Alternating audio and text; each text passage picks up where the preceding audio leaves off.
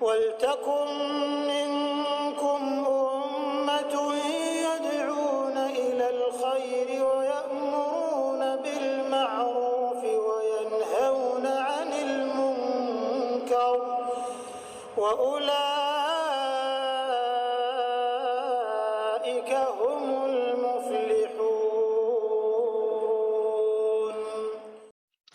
Baik teman-teman sekalian, perlu kita garis bawahi bahwasanya berkeluh kesah ini dijelaskan dalam sebuah statement yang menarik dari Umar radhiyallahu anhu. Beliau mengatakan kalau manusia itu ditimpa sebuah ujian, maka ada dua kondisi dan keadaannya. Yang pertama adalah dia menerimanya. Sebagaimana dia menerima nikmat yang melimpah. Jadi misalnya pada saat dia sehat dia bisa menerima, pada saat dia sakit dia bisa menerima. Ini kondisi yang ada. Gitu kan? Dan ini yang paling ideal, ini kondisi orang-orang beriman. Dia di saat pernah merasakan kekayaan, di saat terjadi ujian di hartanya, bangkrut, ditipu orang, utang belum dibayar, dia bisa menerima juga. Sebagaimana dulu dia menerima nikmat yang melimpah yang ada. Ya. Dan semua dalam kehidupan keseharian seperti itu. Dia bisa mengimbangi keduanya. Di saat nikmat ada, dia bersyukur. Di saat cobaan ada, dia bisa menerima dengan bersabar. Dan tidak berkeluh kesah. Ini yang paling ideal. Kata Umar, kalau orang seperti ini, maka dipastikan dia mendapatkan pahala karena menerima keputusan Tuhannya. Kemudian dia mudah untuk melaluinya. Karena orang kalau tahu ini adalah takdir Allah, dia nggak berkeluh kesah, dia mudah melaluinya. Sakit, dia bangun tidur tiba-tiba sakit. Oh Allah lagi uji saya. Sudah, dia nikmati saja prosesnya. Sambil ikhtiar tentunya, berobat segala macam. Tapi dia tidak berkeluh kesah. Dan dia pasti menemukan solusinya. 3 hal. Dapat pahala, mudah melalui, dan dapat solusinya. Kondisi yang kedua adalah orang yang tidak bisa menerima ujian Allah. Penuh dengan keluh kesah. Maka dia akan mendapatkan dosa. Kenapa dapat dosa? Karena seperti protes Allah. Kenapa kau kasih aku ini ya Allah? Kan itu. Padahal Allah sebagai pencipta lebih menyayangi dia daripada ibunya menyayangi dia. Itu yang dikatakan oleh Nabi SAW. Demi zat yang jiwaku dalam genggamannya, sesungguhnya Tuhan kalian Allah lebih menyayangi kalian daripada ibu ini kepada bayinya. Kebetulan ada seorang ibu lagi menyusui anaknya.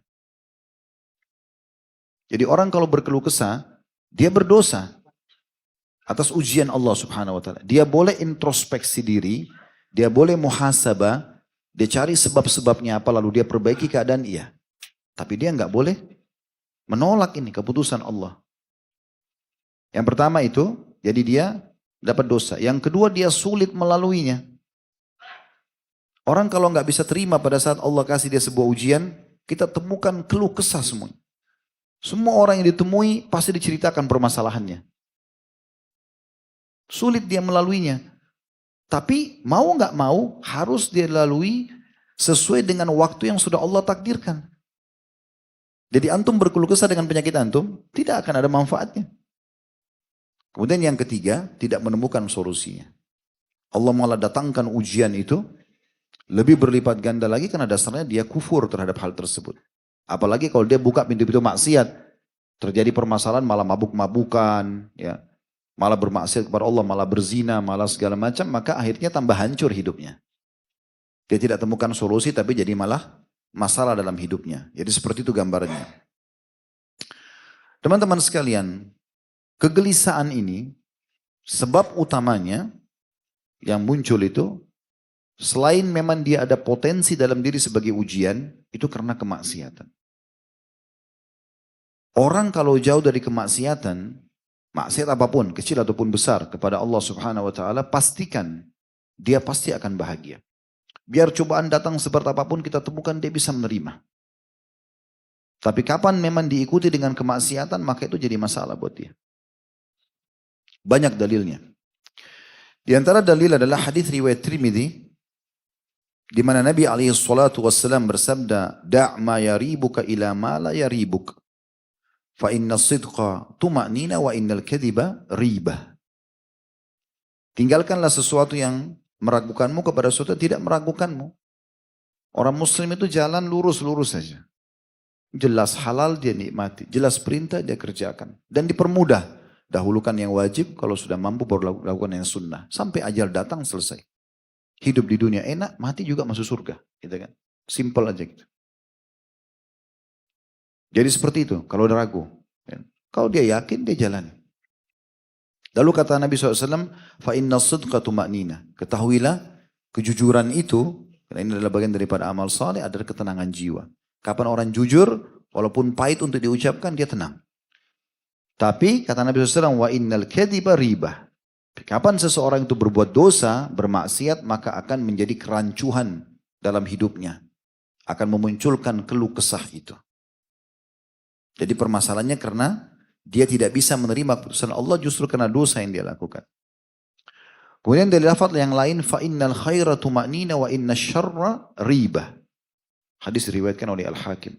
Sesungguhnya semua kebaikan dan kepatuhan yang dikerjakan pasti akan mendatangkan ketenangan hidup. Walaupun dia miskin hidupnya, pas-pasan, mungkin juga masih belum punya pekerjaan, masih pengangguran, tapi karena dia ikuti hidupnya dengan ketaatan kepada Allah, kita temukan orang ini ya pelong aja hidupnya. Makan apa adanya, pakaian apa adanya, dia lurus-lurus saja. Mus'ab radhiyallahu anhu, sahabat Nabi yang mulia ini, anak kaya raya di Mekah. Dia kalau jalan, orang sudah tahu tampannya luar biasa. Sampai diberikan julukan, ini kembarannya Nabi SAW. Waktu beliau terbunuh di perang Uhud karena pegang bendera, ya, Ibnu Lutbiyah berkata pada saat itu, sesungguhnya aku telah membunuh Muhammad. Kenapa dia bilang begitu? Karena Mus'ab bin Umair mirip sekali dengan Nabi SAW. Tampan sekali. Dia kalau jalan di Mekah itu orang semua kagum lihat ketampanannya. Bajunya selalu baru dan bersih. Wanginya kecium dari jarak jauh. Sampai menjadi idola di Mekah. Di kalangan para anak muda. Setelah masuk Islam, orang tuanya yang kaya raya nolak. Tidak mau menerima dia. Akhirnya diputuskan semua sumber pendapatannya. Tapi apa yang terjadi? Karena dia isi hatinya dengan keimanan dan dia sibuk dengan amal saleh mengikuti ajaran Nabi SAW, hidupnya tenang. Walaupun dia makan dengan sahabat makan apa dia ikut. Dan pada saat dia meninggal di Uhud, tidak ditemukan pakaian atau kain yang bisa menutupi badannya. Bajunya kalau ditarik ke kepala kakinya kelihatan. Kakinya ditutup kepalanya kelihatan. Tapi dia dapat ketenangan. Ada ketenangan jiwa yang dirasakan. Sebaliknya orang kalau banyak buat maksiat itu luar biasa. Walaupun kita lihat fasilitasnya banyak, tapi kita akan temukan keadaan hidupnya itu tidak tenang. Di sini Nabi SAW mengatakan sungguhnya kebaikan itu pasti membawa pada ketenangan, wa inna syarra ribah, dan semua dosa, semua keburukan akan membawa kepada kegelisahan. Demikian pula sabda Nabi alaihi salatu wassalam di dalam hadis riwayat Muslim, al-birru husnul khuluq wal ithmu ma haka fi nafsika wa karihta an yattali alaihi nas.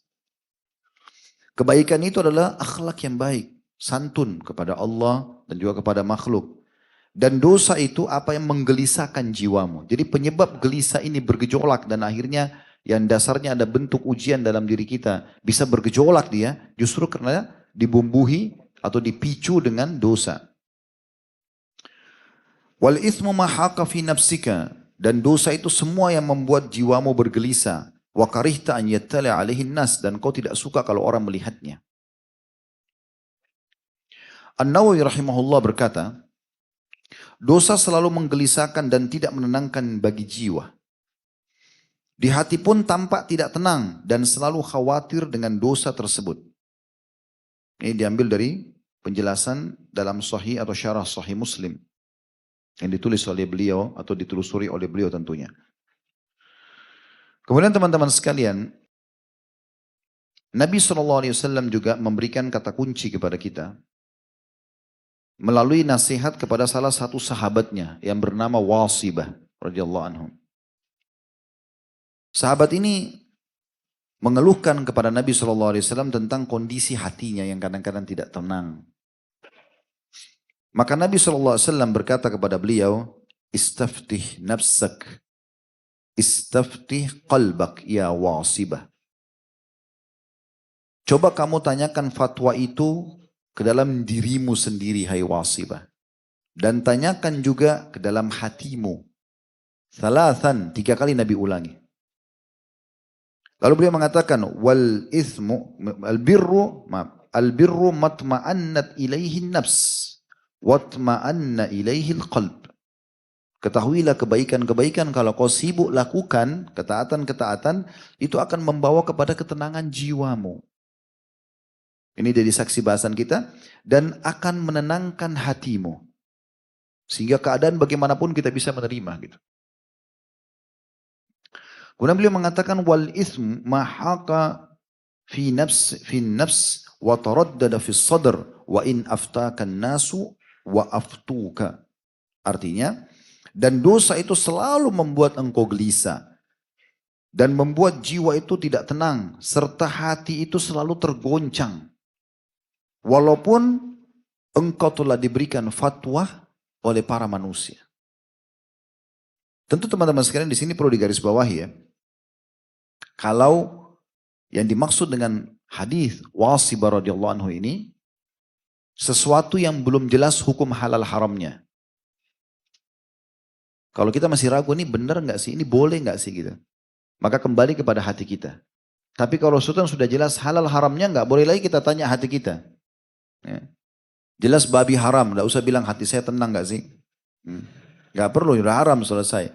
Tapi kalau antum lagi mau diajak transaksi bisnis, antum nggak tahu hukumnya, belum tanya fatwanya, atau antum tanya memang jawabannya juga belum jelas. Sesuatu masalah-masalah yang kontemporer, yang baru gitu. Maka akhirnya antum tanya hati antum, tenang gak sih? Ini juga masuk dalam makna hasil daripada istikharah. Tidak harus mimpi, tapi ketenangan jiwa. Ketenangan hati untuk melanjutkan pernikahan tersebut, pekerjaan tersebut, dan seterusnya. Nah, itu yang dimaksud.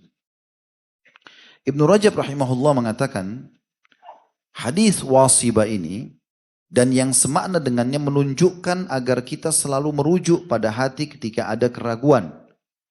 Jika jiwa dan hati tenang, maka itu suatu kebaikan dan halal. Namun jika hati dalam keadaan gelisah, maka itu berarti suatu dosa dan keharaman. Ingatlah, kata beliau, hadis Wasibah dimaksudkan pada perkara yang belum jelas halal haramnya. Apakah termasuk dosa atau bukan? Sedangkan yang sudah jelas halal haramnya, maka tidak perlu rujuk ke dalam hati. Tapi yang kita tidak beratkan di sini teman-teman sekalian, bahwasanya kegelisahan yang sedang dibahas dalam dosa besar ini, itu disebabkan selain ada potensi dalam diri memang karena dosa. Memang karena adanya dosa. Ini diambil dari kitab Al-Jami' Ulum wal Hikam. Tulisan beliau sendiri Ibnu Rajab di halaman 304. Kalau seandainya ada orang bilang begini.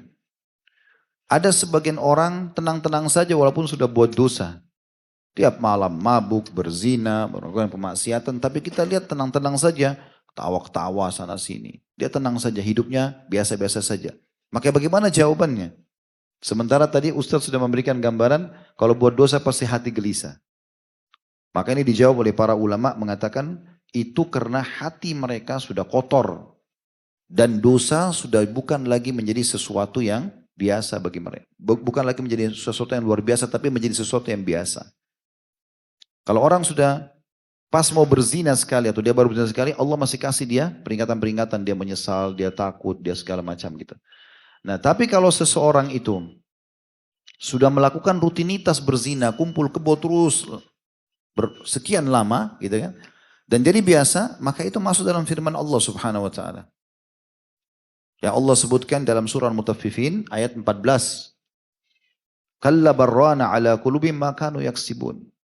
Sekali-kali tidak, sebenarnya apa yang mereka usahakan telah menutupi hati mereka. Ibnu Qayyim menanggapi ini mengatakan, jika hati sudah semakin gelap dengan dosa-dosa, maka amat sulit untuk mengenal petunjuk dan kebenaran. Jadi setelah kita bacakan tadi tafsirnya, kita juga sudah menjelaskan penyebab utama daripada munculnya sifat keluh kesah ini dan akhirnya terbumbuhi dan menjadi pola dalam kehidupan seseorang justru kalau dia buka pintu dosa. Kemudian di sini penulis Syekh Muhammad mengangkat setelah ayat Al-Quran adalah hadis Nabi alaihi salatu wassalam.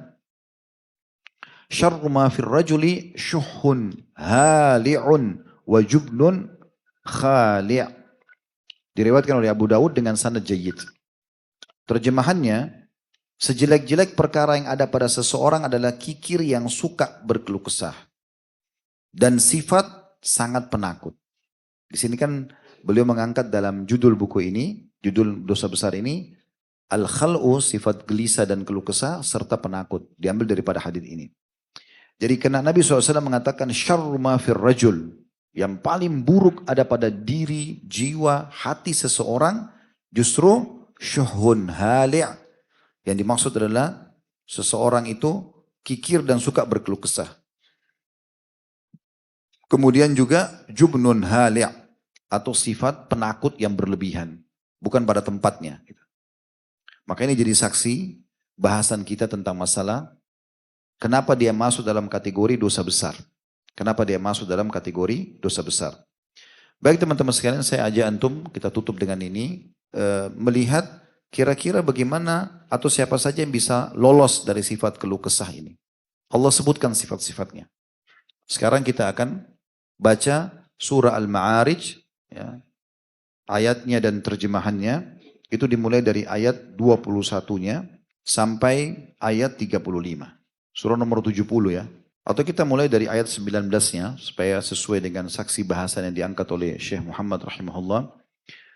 Innal insana khulika halu'a. Sungguhnya manusia diciptakan bersifat keluh kesah lagi kikir. Sudah kita panjang lebar jelaskan dari tafsirnya dan juga sebabnya. Kemudian ayat 20-nya idza massahu syarru jazu'a. Kalau ditimpa kesulitan dia selalu berkeluh kesah. Dia bukan justru menerima sebagai keputusan Allah. Sudah kita jelaskan dari perkataan Umar radhiyallahu anhu. Ayat 21-nya, wa idza massahul khairu manu'a. Dan apabila dia mendapatkan kebaikan dia sangat kikir. Nah, kata sebagian ulama ini ada hubungannya ya. Kapan orang itu selalu kalau antum ketemu isi hidupnya keluh kesah, suami saya begini, istri saya begini, anak saya begini, pekerjaan saya begini, keluh kesah saja.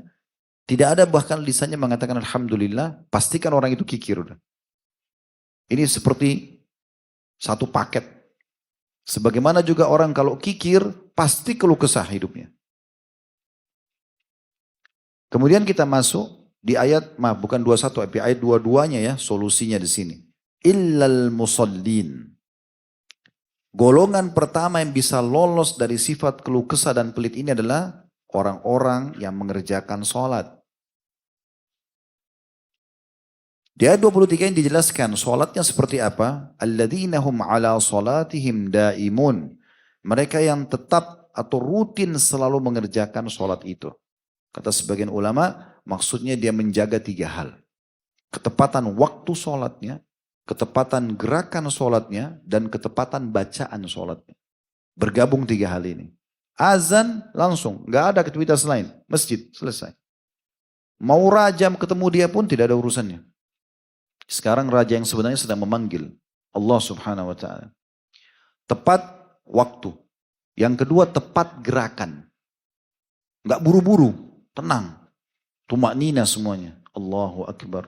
Baca dengan tenang. Ruku Allahu Akbar. Dengan tenang. Sami Allah iman hamidah. Dengan tenang i'tidalnya. Dan tumaknina dimasukkan oleh para ulama dalam wajib sholat. Dosa orang kalau tidak tumaknina. Bahkan bisa batal sholatnya. Dan yang ketiga, tepat bacaan. Benar bacaannya. Baik itu zikir-zikirnya ataupun ayat-ayat Al-Qur'annya. Ini sifat yang pertama yang lolos dari masalah ini. Yang kedua adalah ayat 24-nya. Allah sebutkan, berarti ini semua sibuk dengan amal saleh ya, sehingga keluh kesah ini tidak ada dalam diri kita. Walladzina fi amwalim haqqum ma'lum. Dan orang-orang yang dalam hartanya tersedia bagian tertentu. Dia khususkan gajinya, pendapatannya. Untuk siapa? Ayat 25. Lissa'ili wal mahrum. Yang dia khususkan setiap hari, setiap bulan. Dia keluarkan untuk orang miskin yang meminta. Dan orang yang tidak mempunyai apa-apa, maksudnya tidak mau minta. Ini potongan pertama. Orang yang dikasih ini sudah umum, kita tahu. Orang minta kita kasih. Kalau tidak kasih udah jelas dia pelit gitu kan. Tapi ada potongan yang kedua ini perlu digarisbawahi. Mahrum. Di sini terjemahannya adalah orang yang butuh tapi tidak mau minta. Ini yang perlu antum kejar. Ada orang kelihatan kayak orang mampu padahal sebenarnya tidak. Karena dia tidak mau mengemis. Karena memang ini satu hal yang aib tersendiri ya. Larangan dalam Islam untuk mengemis itu. Kecuali orang dalam keadaan darurat sekali. Dia tidak bisa, kalau tidak minta, pada hari itu dia bisa mati. Dan ulama membatasi orang kalau mengemis itu, kalau dia tidak punya makanan dan dia bisa makan. Tidak ada nih, dia sudah kelaparan. Dia kalau tidak minta dia bisa mati kelaparan. Dia minta. Kalau dia sudah dapat makanan untuk siang misalnya, dia lagi minta di siang hari. Udah ada makanan siangnya, nggak boleh dia minta untuk malamnya. Saking tegasnya dalam Islam tidak boleh mengemis itu. Dan di zaman Nabi SAW dulu dalam riwayat-riwayat sahih pernah ada orang datang kepada Nabi SAW, dia minta sesuatu padahal dia orang mampu. Maka Nabi SAW berikan. Lalu kemudian Nabi SAW bersabda setelah orang itu pergi, ada sebagian orang yang datang minta kepada aku dan aku berikan. Tapi pada saat dia keluar, dia sedang memegang bara api neraka. Karena dia orang mampu, kenapa dia mengemis gitu. Lalu kemudian kata para sahabat, ya Rasulullah, kalau begitu kenapa Anda berikan? Toh jelas-jelas itu tidak baik. Kata Nabi SAW, karena Allah melarangku untuk pelit. Maka aku tetap memberikan. Dia ngotot minta. Nanti dosa besar yang akan datang insya Allah, itu kita bahas ada 2 bab di sini tentang masalah bakhil. Mudah-mudahan keluar dari sini kotak amal jadi penuh semua. Lewat kotak amal, kasih nggak ya? Kasih nggak ya? Temannya syaitan. Yang ketiga, walladzina yusaddiquna biyaumiddin, ayat 26-nya. Yang selamat dari dosa besar ini adalah orang-orang yang mempercayai hari pembalasan. Tahu dia akan kembali ke hari kiamat nanti. Ada hari kebangkitan, dia akan masuk ke dalam surga. Targetnya itu. Jadi bagaimana dia beramal untuk masuk surga dan bagaimana dia selamat dari tempat yang lain yaitu neraka. Ini imannya tentang hari kiamat. Dan ayat 27 masih berhubungan dengan ayat 26-nya. وَالَّذِينَ هُمْ مِنْ عَذَابِ رَبِّهِمْ مُشْفِكُونَ. Dan orang-orang yang takut terhadap azab Tuhannya. Sama ya, maksudnya takut disiksa oleh Allah sehingga dia tidak mau berbuat dosa. Ayat 28-nya, Inna azab rabbihim ghairu ma'mun. Karena sungguhnya azab Tuhan mereka tidak dapat membuat orang merasa aman. Artinya bisa datang setiap saat. Orang yang terus berbuat dosa sehingga gelisah hatinya, ini gak bisa tenang. Dan dari mana dia bisa dapat jaminan Allah tidak hukum dia? Bisa setiap saat. Ini lagi duduk begini Allah bisa permasalahkan satu urat saraf untuk di belakang antum punggung atau encok gak bisa berdiri. Tidur bantal disalahin, salah bantal. Dan Allah lagi uji tuh, ini leher saya kasih pinjam kamu 30 tahun gak pernah disyukuri. Ini coba, balik saja nggak bisa. Kemudian selanjutnya, sifat yang keberapa nih? 4 atau 5? Baiklah, anak ikut antum. Ayat 29-nya, وَالَّذِينَ هُمْ لِفُرُوجِهِمْ حَافِظُونَ. Dan orang-orang yang memelihara kemaluannya. Maksudnya di ayat 30-nya, illa ala azwajihim aw ma malakat aymanum fa innahum ghairu malumin. Kecuali terhadap istri-istri mereka atau budak-budak yang mereka miliki, maka sungguhnya mereka tidak tercela. Artinya tidak berzina. Pelampiasannya harus pada pasangan yang halal. Kemudian ayat 31-nya, faman ibtagha wara'a dzalika fa ulaika humul adun. Barang siapa yang sengaja mencari yang balik selain daripada yang halal tadi, maka mereka adalah orang-orang yang melampaui batas. Maksudnya sengaja berzina. Padahal Allah berikan kemudahan dia untuk menikah. Ya, apalagi hidup di Indonesia, nikah mudah. Kenapa nggak menikah? Perangkat sholat, Quran, bisa nikah. Tapi tidak mau nikah-nikah, Allahu a'lam. Kenapa? Kalau masa corona kemarin antum nikah itu luar biasa. Banyak yang mau nerima mahar murah. Tiba-tiba hadir di Blok M sebelum corona, sekarang hadir sudah punya anak. Selanjutnya ayat 32-nya, walladzina hum li amanatihim wa ahdihim ra'un. Dan orang-orang yang memelihara amanah-amanah yang dipikulkan dan janji-janjinya. Sekali ucapkan komitmen, ya saya datang, insya Allah datang.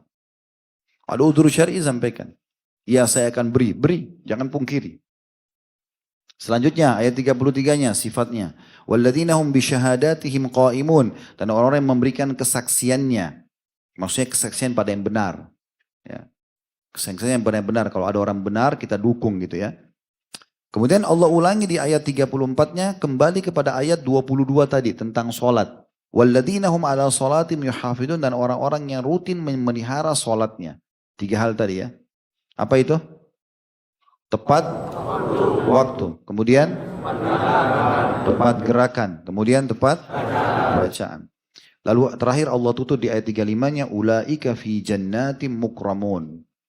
Selamat dari sifat keluh kesah, dan juga yang tadi punya sifat-sifat itu mereka akan kekal di surga, lagi akan dimuliakan. Ini kenapa kita baca Al-Ma'arij ini kena lanjutan daripada ayat yang diangkat oleh penulis tadi. Allahu a'lam. Jadi mudah-mudahan apa yang kita bahas pada malam ini bermanfaat buat kita semua. Dan insya Allah sampai ketemu lagi di Rabu akan datang. Semoga Allah mudahkan itu semua. Kalau benar dari Allah, kalau salah dari saya mohon dimaafkan. Subhanakallahumma bihamdika asyhadu an la ilaha illa anta astaghfiruka wa atubu ilaik. Wassalamualaikum warahmatullahi wabarakatuh.